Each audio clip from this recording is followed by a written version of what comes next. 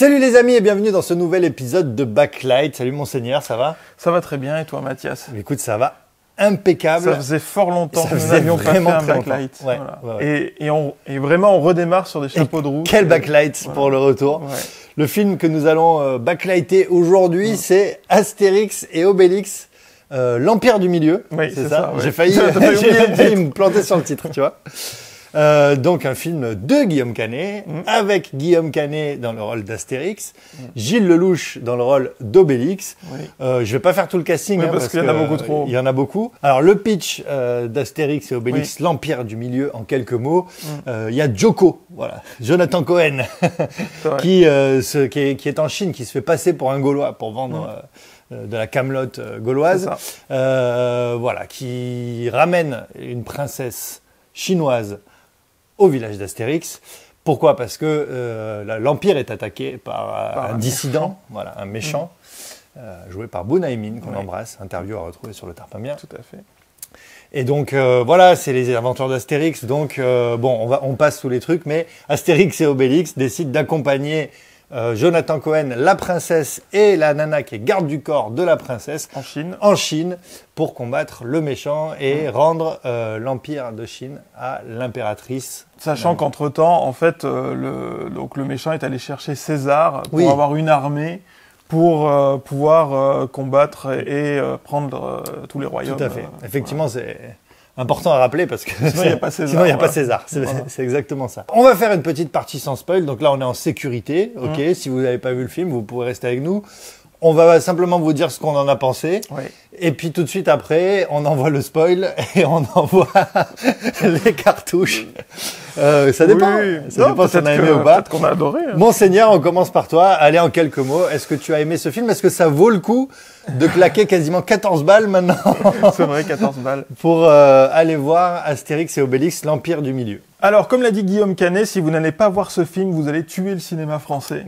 Voilà. Donc c'est bien, déjà on a bien la pression, c'est-à-dire que si le film ne marche pas, si le cinéma français ne marche pas, c'est de notre faute finalement. Après, mérite-t-il de survivre, le cinéma français? Alors, si c'est ça le cinéma français, qu'il meure. Voilà, je le dis très clairement, qu'il meure. Ça y est. Voilà, c'est parce que franchement quel enfer. Alors moi je le dis, je suis un grand fan d'Astérix et Obélix. Quand j'étais gosse, enfin j'ai toutes les BD, j'ai lu toutes les BD.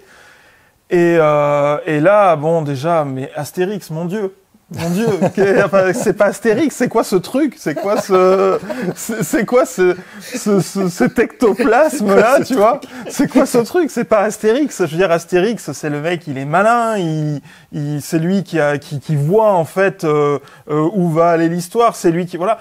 Et là, en fait, on a un Astérix qui est vegan. Pourquoi? Voilà.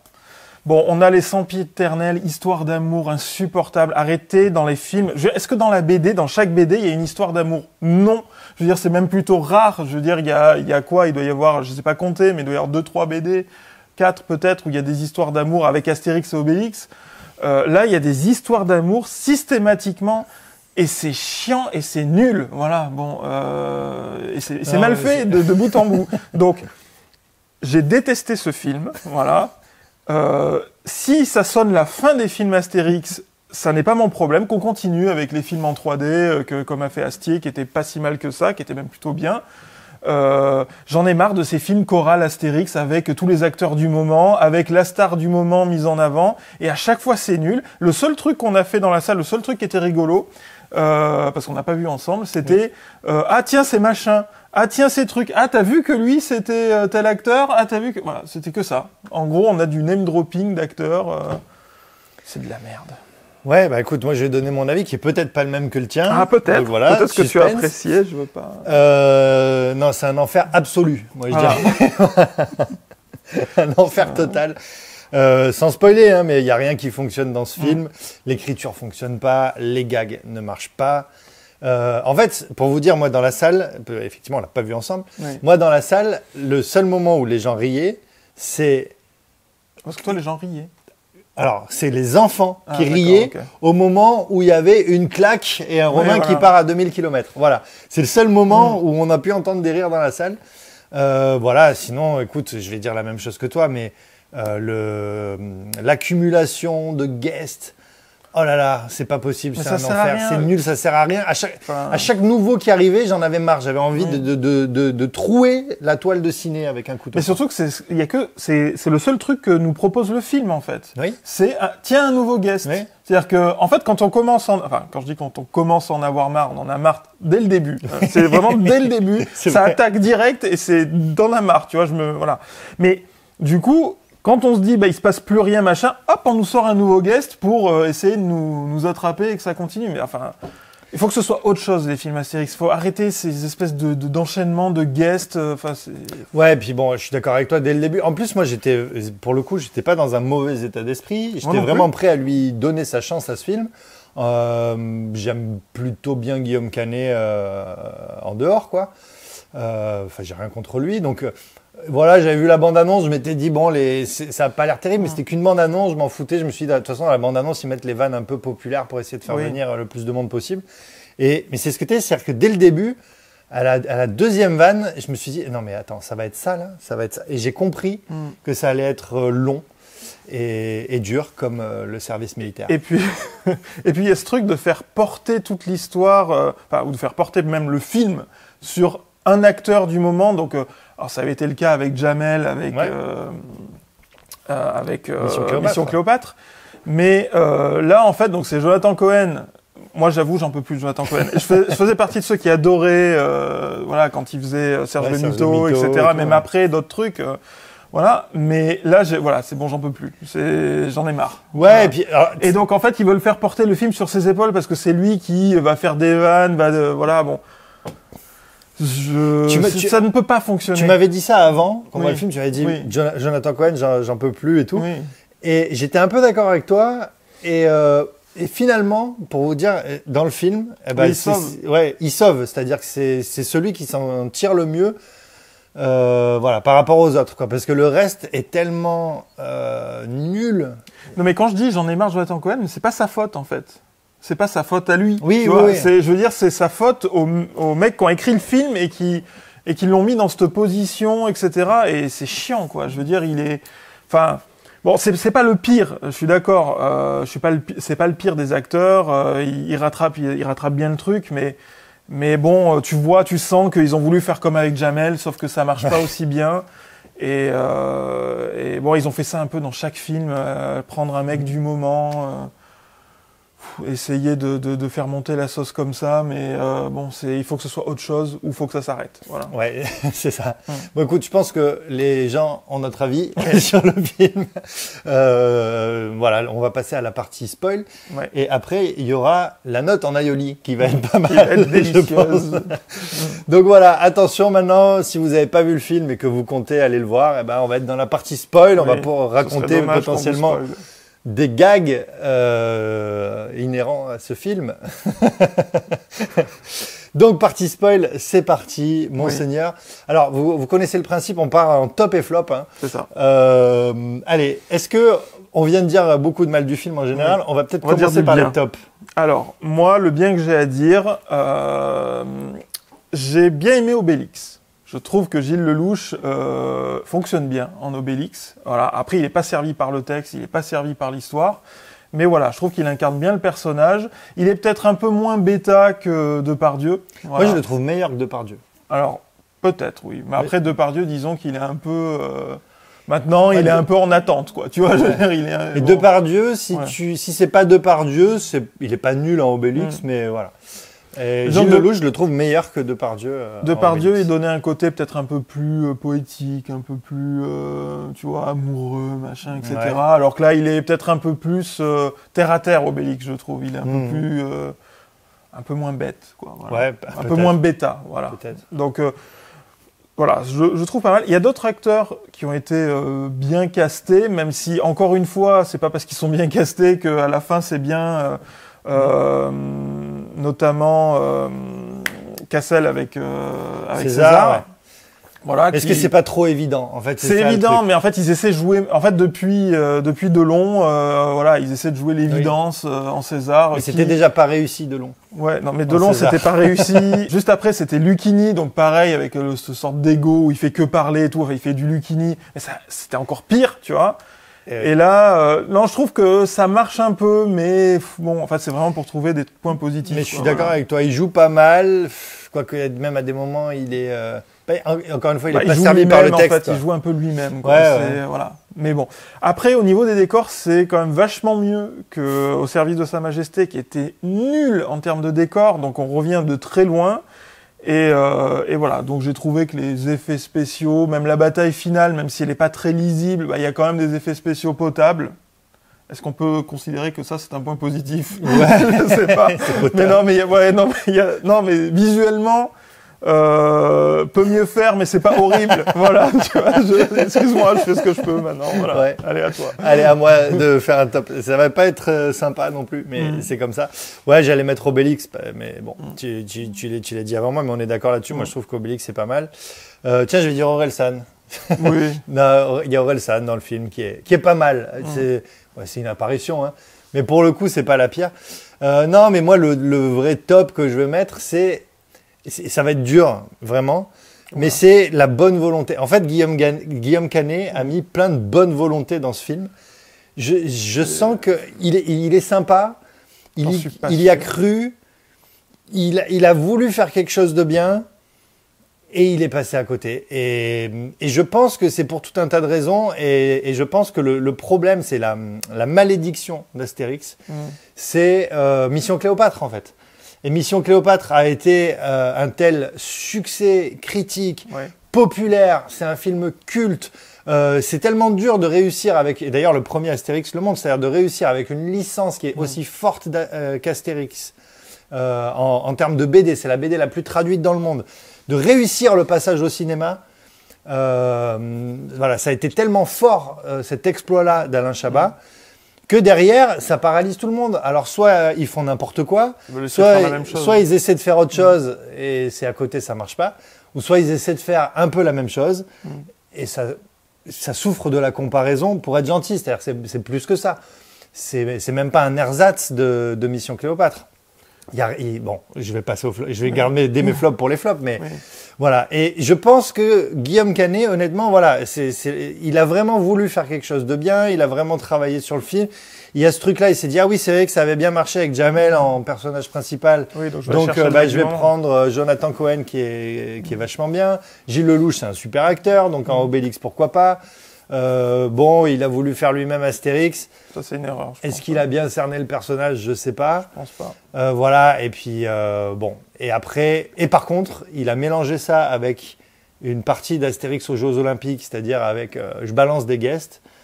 Mais en fait, qui était un peu le cas de Mission Cléopâtre aussi, mais c'est-à-dire que c'était bien fait, quoi. Et là, depuis, ils veulent faire ça. Et là, cette accumulation de guests, ça marche pas. Donc voilà, mon top, ça va être ça. Ça va être que je pense que Guillaume Canet est plutôt sympa et il l'a fait de bonne volonté. Il est sympa. Il l'a fait de bonne volonté. Et peu cher, pour lui, ça n'a pas marché. Mais voilà. Non, mais tu as raison, c'est la malédiction. C'est que en fait, il faut que ça devienne autre chose, en fait, Astérix et Obélix. Il faut arrêter d'essayer de courir après Chabat, qui certes était très bien, mais moi je trouve à titre personnel, je vais me faire huer, mais a très mal vieilli. Et en fait, voilà, on se raccroche à ça et on essaye de faire la même chose, mais je suis pas sûr que ce soit la bonne opération, quoi. Allez, il nous reste quelques minutes pour les flops. Monseigneur, on a dit déjà beaucoup de mal dans la première partie. Tes flops. Non, mais il y a plusieurs trucs. Déjà, faut arrêter les histoires d'amour. Voilà, déjà, clairement, faut les arrêter. Je veux dire, si vous avez lu les BD Astérix, il y en a pas dans toutes les BD, donc il faut arrêter ce truc-là. Astérix, je l'ai dit déjà au début, mais il est juste pas possible, quoi. Je veux dire, il est juste pas possible. Il est à côté de la plaque, totalement à côté de la plaque. Un Astérix vegan qui veut plus manger de sanglier, machin. Alors, en fait, cette blague, elle aurait pu marcher pour une vanne.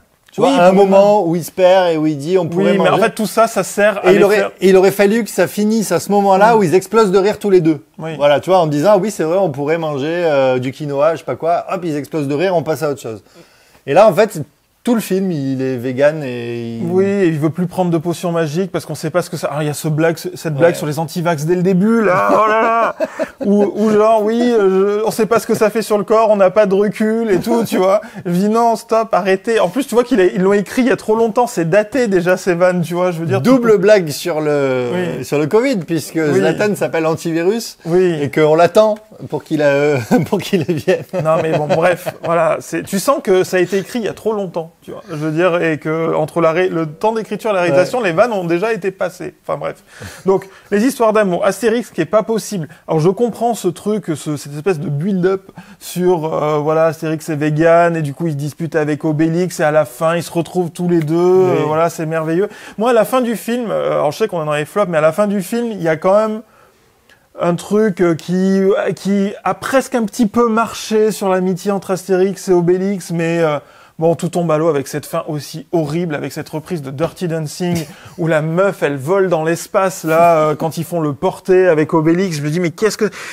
Quand j'ai entendu la musique de Dirty Dancing, je dis, bon, pourquoi pas, allez, une fin musicale, voilà, bon, on va chercher Dirty Dancing.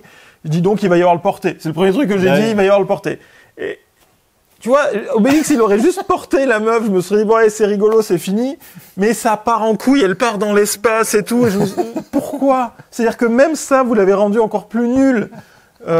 C'est pas possible, quoi.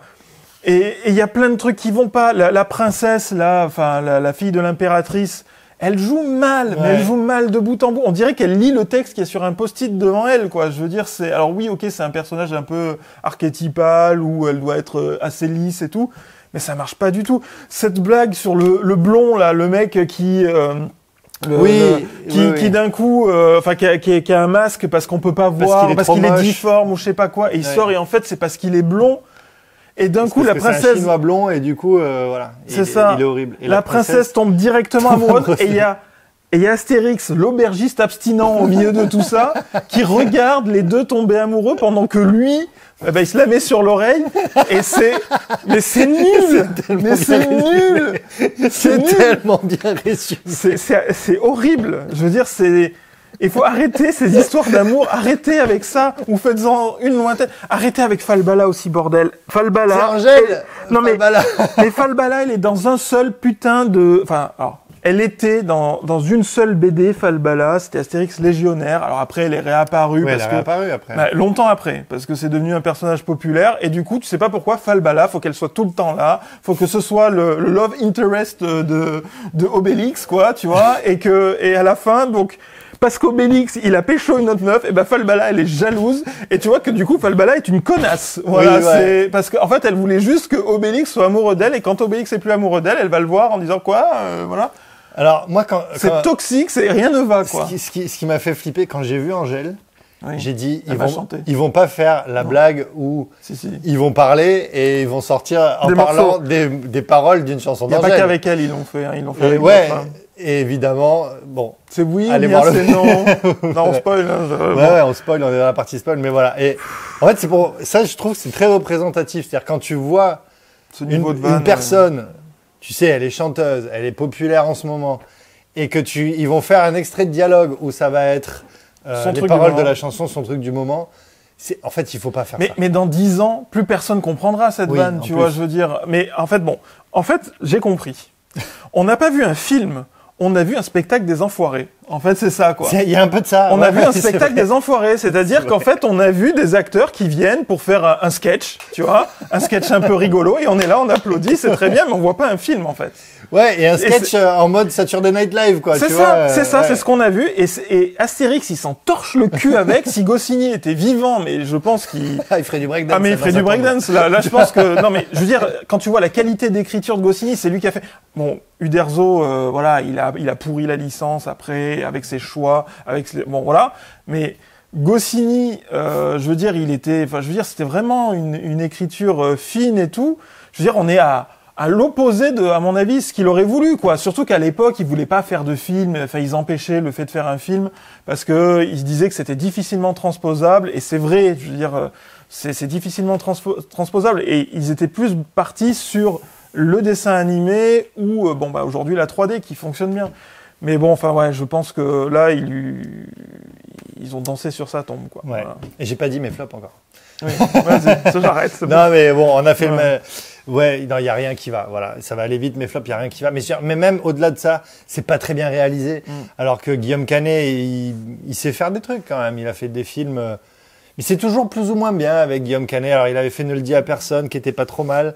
Et là, j'avais vu celui où Rock'n'Roll s'appelle, un truc comme ça. Ah, j'ai pas vu ça. Et où il fait de la chirurgie esthétique, un film un peu méta, il y a Gilles Lelouch dedans, où il joue lui-même, mais qui fait de la chirurgie esthétique, mais ça part beaucoup trop loin. C'était pas mal. Alors en fait, c'est ce genre de film très bizarre où la première moitié du film est vachement bien. Et après, c'est n'importe quoi. Et après, c'est un peu n'importe quoi, tu t'ennuies. Mais voilà, c'est pas un mauvais bougre. Mais là, c'est mal réalisé quand même. C'est mal éclairé. Enfin, je veux dire, non, c'est éclairé comme un téléfilm, même pas, quoi. Avec un budget pareil, c'est pas possible, quoi. C'est vraiment pas possible. Ça marche pas. Le pire truc, voilà, peut-être que le pire truc, c'est quand même cette accumulation de guests qui filent la gerbe. Voilà, qui filent la gerbe. Zlatan Ibrahimovic, c'est vraiment pas possible.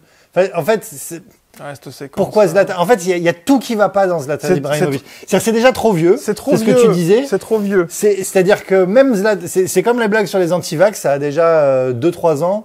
Zlatan, je sais pas, il est parti du PSG il y a 4 ans. Non, mais c'est comme si tu faisais une vanne. Plus que ça. C'est comme si tu faisais une vanne sur le coup de boule de Zidane aujourd'hui, tu vois. Ouais, c'est ça. Enfin. Et donc c'est trop vieux. Ça marche pas. Zlatan, il défonce tout le monde parce que c'est Zlatan. Bravo. Et puis finalement, il se claque et il demande le changement. Estevan va beaucoup trop loin encore. Et tu le vois arriver, c'est pas drôle, mais c'est même mal filmé. Tout le film est parsemé d'effets sonores qui viennent appuyer des trucs pour dire il faut rire à ce moment-là. Il manque quasiment plus que les rires des sitcoms, les rires enregistrés des sitcoms. C'est pour ça que je dis que c'est un spectacle des enfoirés. Mais ouais. Ouais, ça. Si tu le considères en tant que Saturday Night Live. Voilà. Mais tu te rappelles, ils avaient fait une sorte de Saturday Night Live avec Jean Dujardin, Gilles Lelouch. Ça s'appelait, c'est Recanal, je sais plus comment ça s'appelle. Ouais. Ben, ça ressemblait un peu à ça. En fait, avec que des guests qui venaient faire des sketchs. Eh ben, ça ressemblait un petit peu à ça. Mais laissez Astérix tranquille, du coup, si vous voulez faire ça. Mais ouais.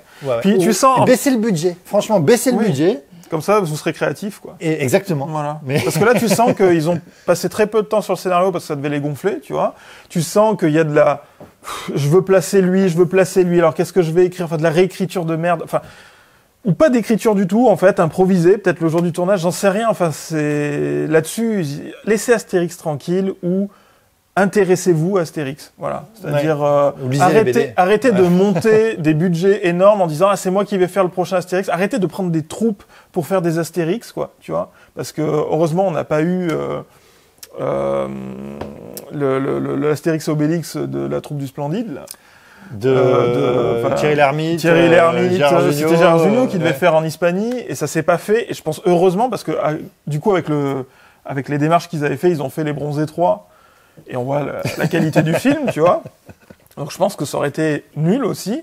Arrêtez de prendre des troupes. Prenez quelqu'un qui est amoureux de cette licence-là. Alors je sais que tout le monde pense à Alexandre Astier. Je ne sais pas si c'est la bonne personne. On voit qu'il a fait ses preuves sur la 3D. À peu près marché. Oui, sur les films après c'est des films d'animation, donc il n'y a pas les guests, il n'y a pas tout le truc autour qui fait qu'il y a la promo, quoi. Voilà. Mais je veux dire, faites un truc qui est Astérix et Obélix et pas machin est Astérix, truc et Astérix, la troupe de machin est Astérix, enfin tu vois. Je sais qui c'est le prochain qui va faire Astérix. Mais tu crois qu'il y en aura un prochain? Ouais, et je vais te dire qui c'est. Ah, mais tu le devines, c'est ça? Ouais, bien sûr. D'accord, ok.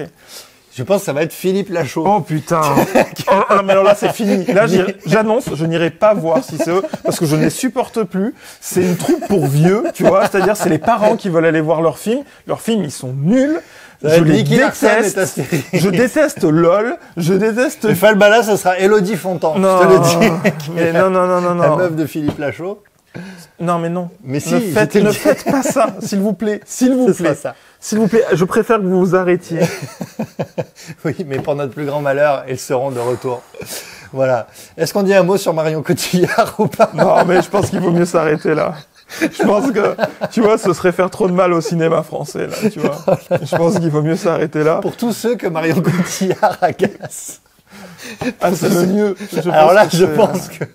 Il faut vraiment aller voir ce film. Voilà. Mais tu sais que même les enfants de Marion Cotillard lui ont dit qu'elle jouait mal oui, dans ce film. Alors elle a dit que c'était sous le prétexte qu'elle s'embrassait. Parce qu'elle embrassait Cassel dedans, ouais. Bah alors du coup, je crois pas. Elle embrasse Cassel à la fin, oui, je crois. Mais sinon, elle se barre avec au début avec Florent Manodou. Oui.